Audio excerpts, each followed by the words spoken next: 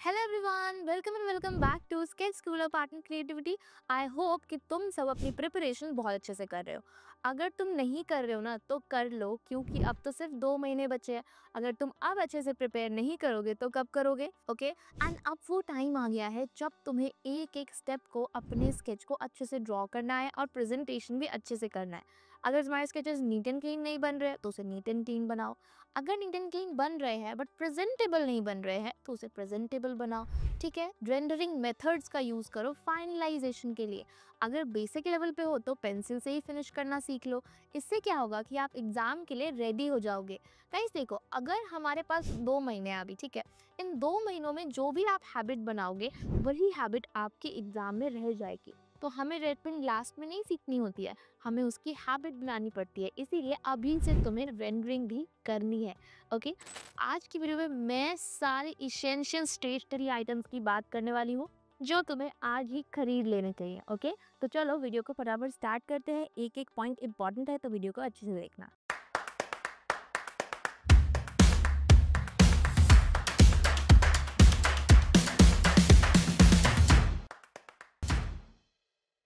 सबसे पहले जी, आपको जेईई एग्जाम में 2 क्वेश्चंस आएंगे, दोनों ही स्केचिंग के आएंगे। कौन कौन से आते हैं? या तो पोर्ट्रेट, या तो ह्यूमन फिगर, या फिर परस्पेक्टिव। और दोनों में जो रेंडरिंग स्टाइल होता है वो भी अलग होता है। लेकिन दोनों की शुरुआत हमें किससे करनी होती है? पेंसिल से बेसिक स्केच ड्रॉ करके। ठीक है, तो मेन हमारा बेसिक स्टेशनरी क्या हो गया? पेंसिल। अब कई सारे बच्चों को ये प्रॉब्लम आती है कि उनके पेंसिल जो स्केचेस है वो अच्छे बनते ही नहीं है, उनको बार बार शार्प करना पड़ता है, या फिर बहुत ज़्यादा डार्क लाइन बनाते हैं वो। तो उसका सोल्यूशन क्या है कि आप सबको यूज़ करना है mechanical pencil. Okay, so you can use this mechanical pencil. Okay, तो मैकेनिकल पेंसिल यूज़ करने के क्या बेनिफिट्स है? सिंपल कि मैकेनिकल पेंसिल जब आप यूज़ करते हो तो इसकी निब पतली होती है, इसको आपको बार बार शार्प नहीं करना पड़ता। और अगर तुम्हारा हैंड प्रेशर बहुत डार्क है तो उसके लिए भी ये बेनिफिशियल होगा। ठीक है, तो अभी से आप मैकेनिकल पेंसिल यूज़ करना शुरू कर दो। अगर आपका हैंड प्रेशर अच्छा नहीं है, ठीक है भी तो कर दो। ठीक है, इससे आपका स्केच जो है वो शुरू में लाइट बनाने में बहुत ईजी रहेगा। ठीक है, आपने स्केचिंग के लिए यूज़ किया मैकेनिकल पेंसिल, यस। साथ ही में देखो, एक और प्रॉब्लम आती है तो तब को जब तुम ड्रॉ करो तो ऑब्वियसली पेंसिल के साथ और क्या यूज करोगे? पेंसिल के साथ आप यूज करने वाले हो इरेजर। यस, और इरेज क्योंकि हम लेयर बाय लेयर स्केच को बना रहे हैं, हम पहले बेसिक्स बना रहे हैं, प्लेसमेंट फीचर्स सारी चीजें ऐड कर रहे हैं ह्यूमन फिगर और पोर्ट्रेट में। और पर्सपेक्टिव में बहुत सारी लाइंस है। यस, तो इन सबको मुझे लेयर बाय लेयर इरेज भी करना पड़ रहा है, हल्का करना पड़ रहा है। ठीक है, तो वो हल्का करने में ना मेरी शीट जो है वो डैमेज जाती है। यस, तुम सबको भी यही प्रॉब्लम फेस कर रही होंगी कि जब वो इरेज करो ना तो वो जो पेपर है ना उसका जो मटेरियल है वो बाहर आ जाता है। तो इसके लिए क्या सोल्यूशन है? बहुत सिंपल है। क्रिएशन ये है कि आप मैकेनिकल पेंसिल के साथ यूज कर लो नीटेबल इरेजर। ओके, नीटेबल इरेजर के बहुत सारे फायदे हैं। क्या क्या फायदे हैं मैं बताती हूँ। देखो, जब हम नीटेबल इरेजर यूज करते हैं ना तो नीटेबल इरेजर आपकी शीट को डैमेज नहीं करता है। ओके, तो आप उसको सिंपली अपने जो भी स्केच बनाया है उसके ऊपर रब करोगे तो वो शीट को डैमेज नहीं करेगा। ठीक है, एंड साथ ही में ये जो नीटेबल इरेजर है इसको आप कन्वर्ट कर सकते हो किसी भी शेप में। ठीक है, तो अगर तुम्हें हाईलाइट देने हैं, बड़ा पोर्शन इरेज करना है, छोटा पोर्शन इरेज करना है, तो सब चीज़ें आप इस नीटेबल इरेजर से कर सकते हो। अगर तुम अभी तक नीटेबल इरेजर यूज़ नहीं करते हो ना तो अब से आपको क्या यूज़ करना है? आपको नीटेबल इरेजर यूज़ करना है अपने स्केचेस में जब तुम बेसिक स्केचिंग कर रहे हो तो। ठीक है, अब जो ये मैकेनिकल पेंसिल है और जो नीटेबल इरेजर है ना, यही सबसे ज़्यादा यूज़ होने वाली चीज़ है। इसके अलावा जितने भी रेंडरिंग मटेरियल्स होते हैं उसका कई बच्चे तो यूज़ कर भी नहीं पाते। तो सबसे इम्पोर्टेंट तो यही दोनों है, क्या? मैकेनिकल पेंसिल और नीटेबल इरेजर। ये दोनों आपके पास होने ही होने चाहिए। ठीक है, now next thing is scale. So scale ये वाला ले, ये वाला ले, या फिर ये वाला ले। देखो, अगर हम बात करते हैं एग्जाम में मोस्टली ट्रांसपेरेंट स्केल्स अलाउड है। ठीक है, तो अभी से ही इस स्केल को यूज मत करो, इसको हटा दो अपनी स्टेशनरी लिस्ट से। ठीक है, आपको ये वाला स्केल यूज नहीं करना है। अब बचा this one and this one. ठीक है, नाउ एग्जाम में क्या होता है कि आपको सिर्फ 15 सेंटीमीटर का स्केल जो है वो अलाउड है, इससे बड़ा स्केल नहीं ले जाने देते हैं। ठीक है, तो मतलब प्रैक्टिस में भी तुम बड़ा स्केल क्यों यूज करो? ठीक है, तुम्हारी तो हैबिट बन जाएगी, फिर आगे प्रॉब्लम होगी। तो आपको ये वाला स्केल को भी हटा दो। अब बचा क्या? अब बचा ये स्केल। ये स्केल आप एग्जाम में यूज कर सकते हो, ठीक है। तो अभी से आपको ये स्केल भी अपनी स्टेशनरीज लिस्ट में ऐड कर लेना है, ओके। तो बेसिक स्टेशनरीज आपकी होगी मैकेनिकल पेंसिल, नीटिकल इरेजर और स्केल। तो यहाँ पे मैकेनिकल पेंसिल को शार्प तो करना नहीं पड़ रहा है, तो आपको शार्पनर का यूज नहीं करना पड़ेगा। जो आप आगे पेंसिल्स यूज करोगे उसके लिए आपको शार्पनर का यूज करना पड़ सकता है, ठीक है। तो बेसिक इज डन। बेसिक आपका ये हो गया। इससे जो आपका स्केच है वो बन के रेडी हो जाएगा, ठीक है। फिर एक नेक्स्ट लेवल ऊपर आता है कि अब मुझे अपने स्केच को प्रेजेंटेबल बनाना है ना। मुझे उसमें अपना पर्सनल स्टाइल ऐड करना है, जो कि मैं हर वीडियो में बोलती भी हूँ कि अपने स्केचेस में अपना पर्सनल स्टाइल ऐड करो, ठीक है। तो पर्सनल स्टाइल क्या होता है? पर्सनल स्टाइल आपका वे ऑफ रेंडरिंग है, ठीक है, कि आप किस तरीके से कितना अच्छा रेंडर करते हो, ठीक है। अब ज़रूरी बिल्कुल भी नहीं है कि तुम्हें बहुत रियलिस्टिक रेंडरिंग करनी है। इतना तो टाइम भी होता नहीं है एग्जाम में कि तुम रियलिस्टिक रेंडरिंग कर सको। तो रियलिस्टिक रेंडरिंग अगर तुम कर भी रहे हो और तुम बेसिक नहीं कर पा रहे हो तो वो भी एक प्रॉब्लमैटिक चीज़ हो सकती है। तो अगर तुम चारकोल शेडिंग कर रहे हो, ग्रेफाइट शेडिंग कर रहे हो, तो चलो देखो उसको एनालाइज करो, उसको करने में कितना टाइम लग रहा है। एग्जाम में कितना टाइम मिलेगा? सिर्फ और सिर्फ 30 मिनट मिलेगा। तो 30 मिनट वाली शेडिंग आपको करनी है, ठीक है। तो जो मैंने अपने बेसिक स्टेशनरीज बताई है ना, इससे भी आप बढ़िया रेंडरिंग कर सकते हो। मैं तुम्हें एक स्केच दिखाती हूँ। देखो ये स्केच, देखो this one, you can see ये जो स्केच है ये सिर्फ और सिर्फ मैकेनिकल पेंसिल से रेंडर करा गया है। तो अगर आप इतना भी कर पा रहे हो, आप एक बेसिक लेवल पे हो, आपकी उतनी अच्छी ड्राइंग नहीं बन पाती है, मतलब तुम एक बहुत ही ज़्यादा ऐसे स्टूडेंट नहीं हो जिसकी बहुत बढ़िया ड्राइंग हो, तो तुम इस लेवल की भी रेंडरिंग कर सकते हो। That's good. हम हमेशा ये बात नहीं कर सकते कि हम हमेशा टॉप लेवल की रेंडरिंग की, आपको बेसिक लेवल की रेंडरिंग की भी बात करनी चाहिए। कि बहुत सारे बच्चे ऐसे होते हैं जो बेसिक लेवल के हैं और उनको खुद को इम्प्रूव करना है, ठीक है। तो हर बच्चे के लिए अलग होती है रेंडरिंग, तो आप ऐसे भी कर सकते हो। ये बेसिक है, ओके, मैकेनिकल पेंसिल से। वहीं अगर मैं दिखाऊं इसकी जगह पे अगर हम ग्रेफाइट यूज कर लेते तो क्या चेंजेस होते? अगर आप इसकी जगह पे ग्रेफाइट यूज करते तो आपको कुछ ऐसे चेंजेस देखने को मिलते, ठीक है। आप देख सकते हो कुछ नहीं हुआ है, डार्क हो गया है स्केच, ठीक है। आपका स्केच जो है वो डार्क हो गया, वहां मैकेनिकल पेंसिल से तो लाइट था, ठीक है, यहाँ पे डार्क हो गया। और जो बच्चे बहुत बेसिक लेवल पे हैं उनको मैं बोलती भी नहीं हूँ कि तुम ग्रेफाइट यूज़ करो। क्यों? क्योंकि वो हैंडल नहीं कर पाते इतना और फिर एग्जाम में ख़राब स्केच बन जाता है। तो ऐसा नहीं करना है आपको। आप बेसिक मैकेनिकल पेंसिल से रेंडर कर सकते हो, चाहे वो पोर्ट्रेट हो चाहे वो आपका ह्यूमन फिगर हो, ठीक है, दोनों ही आप कर सकते हो। ओके, नाउ अगर तुम बेसिक मैकेनिकल पेंसिल वाली रेंडरिंग नहीं करना चाहते हो, तुम थोड़ा सा और एडवांस करना चाहते हो, अपना पर्सनल टच ऐड करना चाहते हो, तो देखो आप कौन कौन सी चीज़ें यूज़ कर सकते हो रेंडरिंग के लिए। ह्यूमन फिगर और पोर्ट्रेट की अभी मैं बात कर रही हूँ, अभी मैं नहीं जा रही हूँ पर्सपेक्टिव स्केचेस पे, ठीक है। तो ह्यूमन फिगर और पोर्ट्रेट के लिए आप कर सकते हो सिंपली माइक्रोन पेन रेंडरिंग। देखो कुछ इस तरह की कि आपका स्केच बनेगा अगर तुम माइक्रोन पेन रेंडरिंग करोगे, या फिर तुम कर सकते हो सिंपल पेन रेंडरिंग, ठीक है। आप कलर्ड पेन भी यूज कर सकते हो, जो आपका नॉर्मली आपके पास बेसिक पेन होता है ना, ब्लू पेन होता है, रेड पेन होता है, उससे भी तुम इतने अच्छे स्केचेस बना सकते हो, ठीक है। या फिर आप पेंसिल कलर्स का भी यूज कर सकते हो, तो पेंसिल कलर से कुछ इस तरह के स्केचेस बनेंगे, ठीक है ना। अब हम रेंडरिंग मटेरियल्स की बात कर लेते थे कि क्या क्या होना चाहिए। सबसे पहली चीज, मोस्ट इम्पॉर्टेंट, माइक्रोन पेन, ठीक है। तो आप जब रेंडरिंग करने के लिए जाते हो तो सबसे इम्पॉर्टेंट होता है कि आपको आउटलाइन करना पड़ता है उसको, है ना। तो आउटलाइन करने के लिए चीज़ें होती हैं सबसे इजी, दैट माइक्रोन पेन। तो आप यूज़ कर सकते हो किसका? माइक्रोन पेन का, ठीक है। तो इसको भी अपनी स्टेशनरीज लिस्ट में ऐड करो। और माइक्रोन पेन से बहुत अच्छी रेंडरिंग होती है, चाहे वो ह्यूमन फिगर की हो चाहे वो पोर्ट्रेट की हो, और साथ ही में पर्सपेक्टिव की भी। तो पर्सपेक्टिव भी आप इस तरह का बना सकते हो अगर आप सिर्फ माइक्रोन पेन यूज़ करते हो, ठीक है। आपने बेसिक स्केचिंग रेडी कर लिया बेसिक मटेरियल से, उसके बाद फिर आप माइक्रोन पेन यूज़ करके बढ़िया सी रेंडरिंग कर दो, ठीक है। तो ये भी अपनी स्टेशनरीज लिस्ट में अभी ऐड कर लो, ओके। माइक्रोन पेन एक इतना अच्छा मीडियम है ना कि जो कर सकता है वो बहुत ही बढ़िया स्केच बना सकता है, ठीक है। लेकिन माइक्रोन पेन के साथ और अगर हम लाइक पेंसिल कलर ऐड करना चाहते हैं या फिर ग्रेफाइट्स का यूज़ करना चाहते हैं, वो भी हम कर सकते हैं। तो अब हम नेक्स्ट क्या ऐड कर सकते हैं अपनी स्टेशनरीज लिस्ट में, that is pencil colour, okay. तो आपने बेसिक स्केच बना लिया, अब तुम्हारी मर्जी है, तुम माइक्रोन पेन करना चाहते हो, माइक्रोन पेन के साथ पेंसिल कलर भी करना चाहते हो, या फिर सिर्फ पेंसिल कलर करना चाहते हो। अब देखो आप पेंसिल कलर में तो तब के ये डाउट रहते हैं कि कौन से पेंसिल कलर को यूज़ करना है। यस, तो देखो ऑब्वियसली पेंसिल कलर्स ना बहुत इम्पैक्ट करते हैं, ब्रांड बहुत इम्पैक्ट करते हैं आपकी प्रेजेंटेशन पे। आपको ना स्टूडेंट ग्रेड के पेंसिल कलर नहीं यूज़ करने हैं। आपको कौन से ग्रेड के पेंसिल कलर यूज़ करने हैं? आपको आर्टिस्टिक ग्रेड के पेंसिल कलर यूज़ करने हैं, ठीक है? जैसे कि फेवर कास्टल हो गए, फेवर कास्टल अब जो है वो स्टूडेंट ग्रेड का है। आपको स्टूडेंट ग्रेड करना ही नहीं है। तुम्हें कौन सा यूज़ करना है? तुम्हें यूज़ करना है दिस वाला। ये कौन सी ब्रांड का है? ये है ब्रूस्टो, ठीक है? तुम देख रहे हो दिस ब्रूस्टो, ब्रूस्टो का है ये पेंसिल कलर, ठीक है? और आप अगर इससे भी ज़्यादा एक्सपेंसिव ब्रांड पे जाना चाहते हो जो कि इससे भी और अच्छा हो, तो फिर आप यूज़ कर सकते हो प्रिज्मा, ठीक है?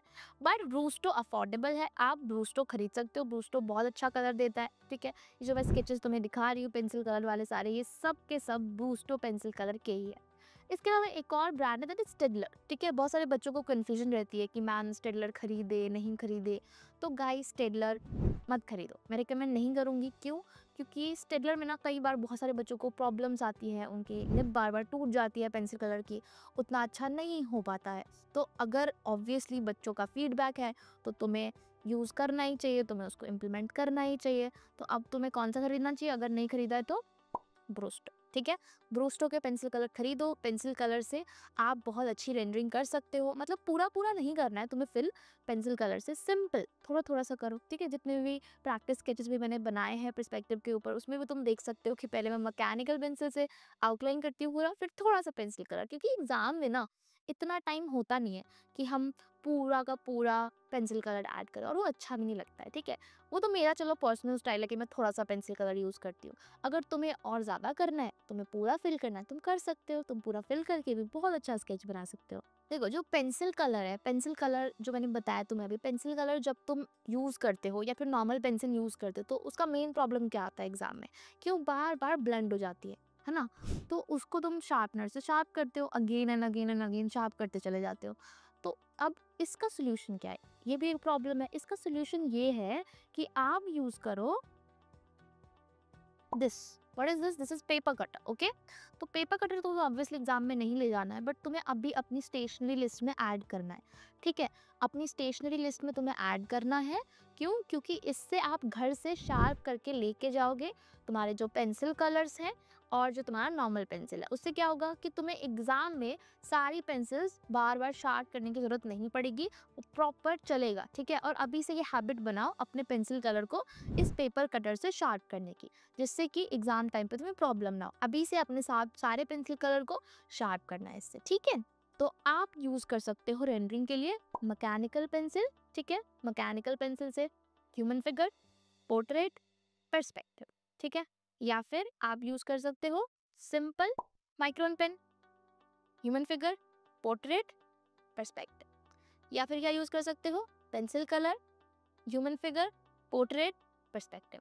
इन तीनों मीडियम से इस तरीके के आप बना सकते हो, ठीक है? मिक्स मैच भी कर सकते हो, तुम्हारी मर्जी है। ऐसा कुछ कंपल्सरी नहीं है कि इसी तरह का बनाना है, तुम्हारी मर्जी है। एक्सपेरिमेंट्स करो, अच्छा बन रहा है तो एग्जाम में यूज करना, वरना मत करना, ठीक है?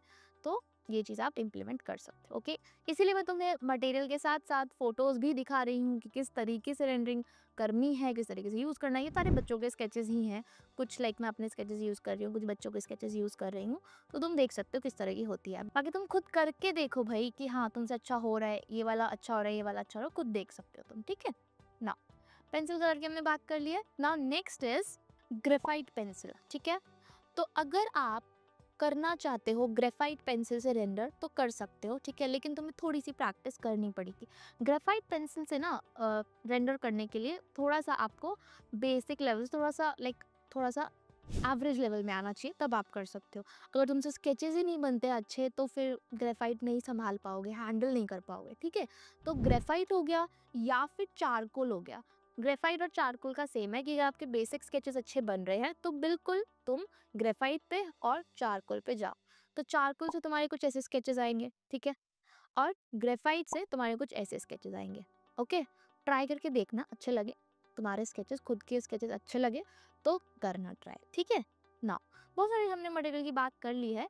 एक चीज़ होती है लाइक 3D कॉम्पोजिशन जब तुम लोग बनाते हो तो ग्रेफाइट को ना तुम लोग ब्लेंड कर देते हो ब्लेंडर से। तो गाइस ब्लेंडर से ब्लेंड मत करो, ब्लेंडर से ब्लेंड करने पे बिल्कुल अच्छा इफेक्ट नहीं आता है। अगर तुम्हें ब्लेंड करना है ना तो ऐसे छोटा सा ब्रश ले लो, ठीक है? मेकअप ब्रश या फिर पेंटिंग ब्रश एकदम, और उस सॉफ्ट ब्रश से ब्लेंड करो। इससे ना ज़्यादा बेटर ब्लेंडिंग आती है ब्लेंडिंग स्टम्प से। ब्लेंडिंग स्टम्प से जब ब्लेंड होता है तुम्हें उतनी ज़्यादा रियलिस्टिक आती नहीं है, उतना ज़्यादा टाइम है ही नहीं कि इतना रियलिस्टिक ब्लेंड करके आप डेप्थ डेप्थ डेप्थ ऐड करो, हो ही नहीं पाएगा।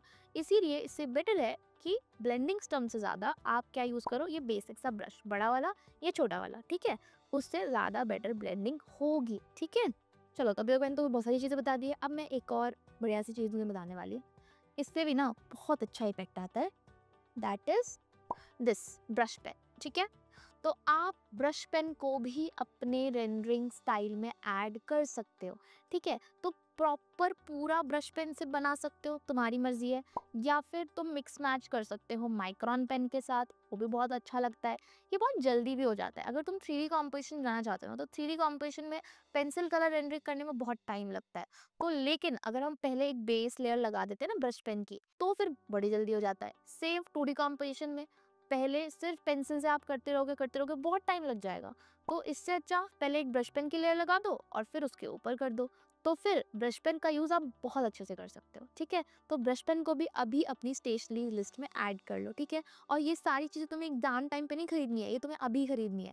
अभी खरीदोगे, थोड़ा यूज़ करोगे, समझोगे, कर पा रहे हो, नहीं कर पा रहे हो तो फिर पूछोगे ना टीचर से कि मैम कैसे करना है इसको यूज़, इसमें क्या मैं गलती कर रहा हूँ, ये मटेरियल मेरे को सूट कर रहा है कि नहीं, ये मटेरियल मेरे को सूट कर रहा है कि नहीं, तभी तो कर पाओगे, वरना तो नहीं कर पाओगे। जो लाइक एग्जाम है, जेईई बीआर एग्जाम है, सिर्फ उसको आपको सिर्फ बनाते ही रहना है, खुद को एनालाइज भी करना है कि मैं किस लेवल पे हूँ, ठीक है। बहुत सारे बच्चे डिस्ट्रैक्ट हो जाते हैं कि इसका स्केच तो भाई इतना अच्छा बन रहा है, मेरा तो बन ही नहीं रहा है। तो उसका स्टाइल अलग है, तुम्हारा स्टाइल अलग है, अपना स्टाइल ढूंढो, तुम्हारा भी अच्छा बन जाएगा, ठीक है। और ये सब करने के लिए थोड़ा डिस्कशन चाहिए होता है और टीचर्स की गाइडेंस भी चाहिए होती है। तो अगर तुमने अभी तक तो शुरू अगर नहीं किया है, तो ये रेंडरिंग की सारी चीज़ें तो बात की बात है, पहले तो बेसिक ही क्लियर नहीं है तुम्हारा, ठीक है। तो अगर अभी तक शुरू नहीं किया है गाइस जेईई बीआर की प्रिपरेशन, तो अभी अभी अभी शुरू कर दो, इसी पॉइंट पे शुरू कर दो, ठीक है। एक स्टेप तुम्हें लेना है, छोटा सा स्टेप लेना है, और इस छोटे से स्टेप से ना आप बन सकते हो नेक्स्ट टॉपर। एसएससीसी में हमारा जेईई बीआर का जो रिजल्ट है ना, वो 1/3 है, मतलब 1/3 का सक्सेस रेट। तुम समझ सकते हो 1/3 का सक्सेस रेट मतलब हर 3 में से एक बच्चा टॉपर है। टॉपर कैसे बनते हैं बच्चे? टॉपर इसीलिए बनते हैं कि वो खुद पे काम करते हैं। जो ये एक बच्चा है ना, ये वही है जो टीचर बोलते हैं वो करते हैं, खुद को एनालाइज करते हैं, प्रॉपर प्रिपेयर करते हैं, चाहे ड्राइंग पार्ट के लिए, एप्टीट्यूड पार्ट के लिए, मैथ्स पार्ट के लिए, हर पार्ट में अपना एफर्ट लगाते हैं, खुद को एनालाइज करते हैं, पर्सनल टच ऐड करते हैं, तभी वो बनते हैं टॉपर। और तुम भी बन सकते हो नेक्स्ट टॉपर। उसके लिए आपको बहुत डिफिकल्ट, बहुत ज़्यादा कुछ नहीं करना है, सिंपल है कि आओ डेमो क्लास में समझो, समझ आ रहा है नहीं आ रहा है, टीचर्स का पढ़ाया हुआ समझ आ रहा है तो शुरू करो अपनी प्रिपरेशन, ओके। तो फर्स्ट स्टेप तो डेमो क्लास ही है, और फ्री है एकदम डेमो क्लास, तो अभी बुक कर सकते हो तुम, ओके। तो चलो, नीचे जो नंबर दिख रहा है ना, वहाँ पे अभी कॉल कर लो, व्हाट्सएप कर लो, या फिर डिस्क्रिप्शन में वेबसाइट का लिंक मिल जाएगा, उस पर जाना, सामने ही मिलेगा बुक फ्री डेमो क्लास का बटन, उसको क्लिक करना, फिर क्लिक करके उसमें जितनी डिटेल्स आ रही होंगी ना, नेम, फ़ोन नंबर, ये सब आपको भरने के लिए आएगा, एंड देन सबमिट। बस आपकी तरफ से काम हो गया, हम आपको मैसेज करेंगे डेमो क्लास का, फिर डेमो क्लास ले लेना, ओके। चलो, तो अब मैंने तुम्हें कितनी चीज़ें बता दी है अभी तक रेंडरिंग की। बेसिक मैंने तुम्हें बताया है, मैकेनिकल पेंसिल, नीटेबल इरेजर, ठीक है, साथ ही में स्केल। इसके अलावा एक और बेसिक है, अगर आप नॉर्मल पेंसिल यूज़ कर रहे हो तो शार्पनर, ठीक है। नॉर्मल पेंसिल भी आप रख ही लो अपने बेसिक्स में, क्या पता तुम्हारा मैकेनिकल पेंसिल ख़राब हो जाए या फिर उसकी निब वर्क ना करे, कुछ भी हो सकता है एट लास्ट मूवमेंट पे, तो थोड़ा सा नॉर्मल पेंसिल से भी आप कर सकते हो वर्क, ठीक है। तो नॉर्मल पेंसिल को भी ऐड करो, साथ ही में शार्पनर और इरेजर, ये एकदम बेसिक हो गया, ठीक है। इसके अलावा मैंने तुम्हें क्या चीज़ें बताई? मैंने तुम्हें बताया micron pen, pencil colour, brush pen, graphite pencil and charcoal, ठीक है। तो ये एडवांस रेंडरिंग के लिए हो गया, ये बेसिक नहीं है। बेसिक स्केच जब बन जाएगा उसके बाद फिर ये चीज़ें करनी है, ठीक है, ओके। इसके साथ साथ एक और चीज़ है, वो है आपका दिस वन। ये बड़ा सीक्रेट सा रेंडरिंग मटेरियल है, इसको भी यूज़ कर सकते हो हाइलाइट्स देने के लिए, इंस्टेंट हाइलाइट्स इससे अच्छे आते हैं, ठीक है। That is white gel pen, okay. So you can use white gel pen. White gel pen से आपको हाइलाइट्स अगर देना तो कुछ ऐसा हाईलाइट आएगा, देख सकते हो तुम यहाँ पिक्चर में, ठीक है। तो ऐसे हाईलाइट्स आप क्रिएट कर सकते हो वाइट जेल पेन का यूज़ करके, ठीक है। बाकी वाइट जेल पेन ना पहले देख लेना कि वर्क कर रहा है अच्छे से, नहीं कि बहुत सारे बच्चे खरीदते हैं तो उनका वो इफेक्ट ही नहीं आता है, ठीक है। तो हमारे ना वेबसाइट पे एक सेक्शन है स्टेशनरीज का, उसमें जो डाला हुआ है ना वाइट जेल पेन, वो ऐसा ही वर्क करता है। तो अगर मतलब कहीं से ना खरीदना हो तो तुम उससे जा सकते हो अमेज़न के लिंक पे और वहाँ से बाय कर सकते हो, तो तुम्हें अच्छा इफेक्ट वाला वाइट जेल पेन मिल जाएगा, ठीक है। बल्कि वहाँ पे सारी जितनी भी मैं अभी बता रही हूँ ना स्टेशनरीज की लिस्ट, वो सब की वहाँ पे लिस्ट बनी हुई है कि आप बेसिक ये खरीद सकते हो। देन आपका जो एडवांस लाइक पेंसिल कलर है, ब्रश पेन है और ग्रेफाइट पेंसिल है, चारकोल है, वो सब की भी वहाँ पे लिस्ट है। वहाँ पे जाके भी तुम सारे मटेरियल जो है ना तुम्हारी स्टेशनरी वो सब खरीद सकते हो, ठीक है। ओके गाइस, आई होप कि तुम सबको समझ आया होगा जितने भी मैंने तुम्हें मटेरियल्स बताए हैं रेंडरिंग के। तुम्हें ये भी समझाया मैंने कि उसको किस तरीके से यूज़ करना है। इसके अलावा और भी आप अगर कुछ यूज़ करना चाहते हो जो कि एक ड्राई मीडियम है, ठीक है। JEBR में ड्राई मीडियम्स अलाउड है, वेट मीडियम्स अलाउड नहीं है, ठीक है। ड्राई मीडियम्स मीन्स कि आप लाइक आप यूज़ कर सकते हो क्रेयॉन्स, बट क्रेयॉन्स मैं प्रेफर नहीं करती हूँ यूज़ करने का क्योंकि उससे बहुत चाइल्डिश इफेक्ट आता है। तो जितने भी बेसिक थे जो आपको यूज़ करोगे और अच्छा इफेक्ट आएगा वो सब तो मैंने बताया ही है वीडियो में। अगर कुछ और भी ऐसी चीज़ है जो तुम्हें लगता है कि हाँ ये भी एक अच्छा इफेक्ट देगी बट मैंने वीडियो में कवर नहीं किया है, तो मुझे कमेंट सेक्शन में लिख के बताओ। और वीडियो अच्छा लगा, अगर तुम्हें बेनिफिशियल लगा तो वीडियो को लाइक ज़रूर कर देना और चैनल को सब्सक्राइब भी कर लो अगर अभी तक नहीं किया है तो, क्योंकि भाई तुम्हें JEBR से रिलेटेड सारी की सारी अपडेट्स और प्रिपरेशन तुम कर रहे हो तो उसके हिसाब से जो भी तुम्हें गाइडेंस चाहिए वो सब तुम्हें हमारे चैनल पे मिल सकती है। और उसके लिए तुम्हें क्या चाहिए कि आप बेल आइकन को प्रेस करो ताकि जब नई वीडियो आए तुम्हारे पास एकदम से नोटिफिकेशन आ जाए। तो गाइस, एक चीज़ मैंने शुरू में ही बोली थी वीडियो में और मैं वापस से उसे रिपीट कर रही हूँ, क्या कि जितनी भी मैंने चीज़ें बताई हैं बेसिक जो स्टेशनरीज है, जो कि आपका पेंसिल हो गया, शार्पनर और इरेजर, स्केल, उसके बाद कंपास भी आप ऐड कर सकते हो। कंपास मैंने मेंशन नहीं किया था वीडियो में, वो रह गया मेंशन करना, मैं अभी मेंशन कर रही हूँ कि कंपास भी आप ऐड कर सकते हो क्योंकि बहुत सारे बच्चों से सर्कल नहीं बनता है। तो उसके लिए जो बेसिक है, कंपास है या फिर प्रोटेक्टर है या फिर कोई भी बेसिक स्टेशनरी है वो तो आप यूज़ कर ही सकते हो, ठीक है। बाकी जो रेंडरिंग मटेरियल्स हैं जो कि शो करे गए हैं कि हाँ आप उस प्रेजेंट करने के लिए क्या यूज़ कर सकते हो, तो वो सब भी जो मैंने बताए हैं उसको अभी से आपको अब बाय कर लेना है। अगर अभी तक बाय नहीं किया है तो कर लो अभी बाय, ठीक है। अगर तुमने स्टार्ट कर दिया, अपनी प्रिपरेशन कर रहे हो भाई, अच्छे से प्रिपेयर कर रहे हो, तो अब प्रेजेंटेशन करना भी शुरू करो। बट अगर तुमने प्रिपरेशन शुरू ही नहीं करी है तो तुम्हारे लिए ये वीडियो किसी काम की नहीं है। क्यों? क्योंकि जब तुम्हें बेसिक बनाना ही नहीं आता है तो तुम प्रेजेंटेशन की बात कैसे कर सकते हो? कर सकते हो प्रेजेंटेशन की बात? नहीं कर सकते हो, ओके।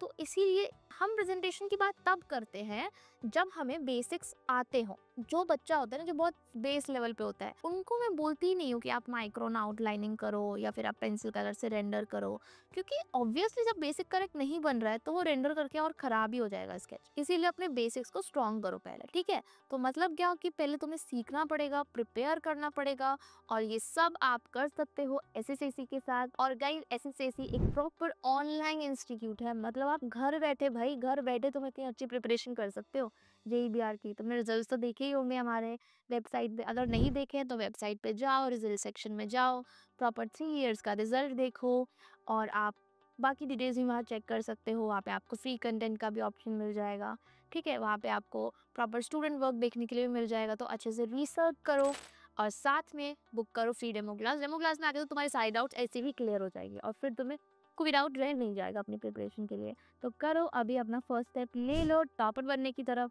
तो गाइस, फटाफट से जो आपको डिस्क्रिप्शन में वेबसाइट का लिंक मिला है वहाँ पे जाओ, फ्री डेमो बुक करो या फिर उससे भी इजी नंबर दिख रहा है वहाँ पे कॉल करो, व्हाट्सएप करो और कर लो free demo class. So at the end, all the best for your preparation journey. अब हम मिलेंगे नेक्स्ट वीडियो में, तब तक के लिए बाय।